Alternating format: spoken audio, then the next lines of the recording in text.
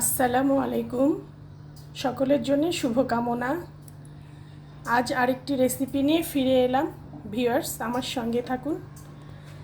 এটা তৈরি করতে আমার এখানে 1.5 কাপ ময়দা, 1/2 কাপ আইসিং সুগার, এখানে আমার ডালডা বাটার গলানো 1/2 কাপ, এখানে একটা ডিমের সাদা অংশ, এখানে 1/2 চা চামচ বেকিং পাউডার, আর এখানে 1 চা চামচ গুঁড়ো দুধ আর খানিকটা ভ্যানিলা এসেন্স।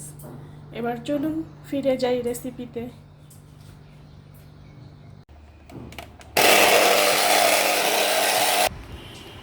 আমার ডালডা বাটারটা বিট করার পরে এইরকম হবে।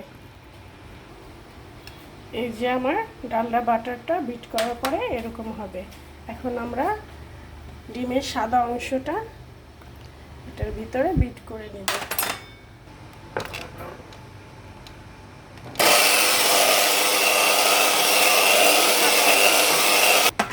ভিউয়ার্স, চাইলে আপনারা একটা হ্যান্ড উইক্স দিয়ে এটাকে বিট করে নিতে পারেন।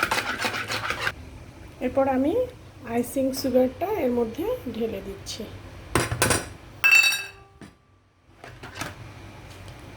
এখন আমি এর মধ্যে কিছুটা ভ্যানিলা অ্যাড করছি। এরপর আমি এর মধ্যে ময়দাটা ঢেলে নিচ্ছি, তারপরে বেকিং পাউডারটা,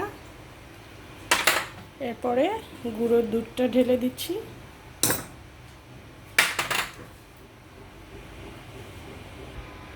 এখন এগুলো আমি একসঙ্গে চেলে নেব।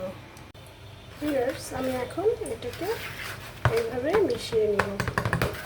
মিশিয়ে এর মধ্যে বাটার ডালডাটা অ্যাড করে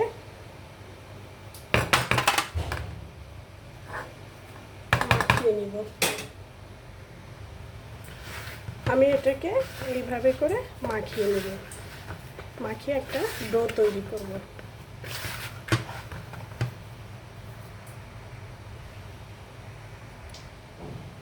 ভিউয়ার্স, আমার এরকম একটা ডো হবে। এখন আমি এটাকে দুটো ভাগ করে নেব। একটা ভাগ তুলে রাখবো, আর একটা ভাগের সঙ্গে আমি 2 চা চামচ কোকো পাউডার মিক্সড করে মাখিয়ে দেব। ভিউয়ার্স, আমার এই ডোটা এরকম হবে। ভিউয়ার্স, আমি পিড়ির উপরে একটা বাটার পেপার নিয়ে এইভাবে করে চকলেটের এই অংশটা বেলে নিব। ভিউয়ার্স, সাদা অংশটাকে আমি এইভাবে করে নিব, নিয়ে এর উপরে রেখে এখন এটাকে আমি এইভাবে করে আস্তে আস্তে এইভাবে পেঁচিয়ে নেব। আমার এই রকম হবে। এখন আমি এটাকে একটু হালকা হাতে গোল করে নেব। ভিউয়ার্স, আমি এখন 2 সাইড থেকে এইভাবে সমান করে কেটে নেব।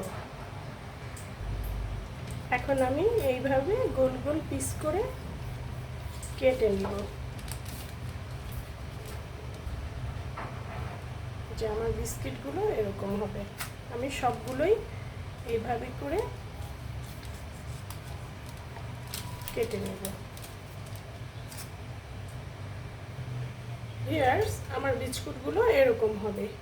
আমি এখন এটাকে 160 ডিগ্রি সেলসিয়াসে 20 থেকে 15 মিনিট বেক করতে দিব। চাইলে অনেকে হাঁড়িতেও করতে পারেন।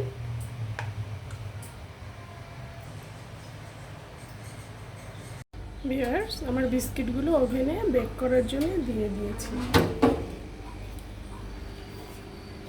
আই থিঙ্ক ভিউয়ার্স, আমার বিস্কিটগুলো হয়ে গেছে। এখন এগুলোকে বের করে নেওয়ার পালা। ভিউয়ার্স, এই যে বের করে নিলাম আমার বিস্কিটগুলো। দেখুন কত বড় বড় হয়ে গেছে। ভিউয়ার্স, যদি পছন্দ হয়ে থাকে আমার রান্না বা রেসিপি, তাহলে please like, share, comment, subscribe করবেন। সবাই ভালো থাকেন। আল্লাহ হাফেজ।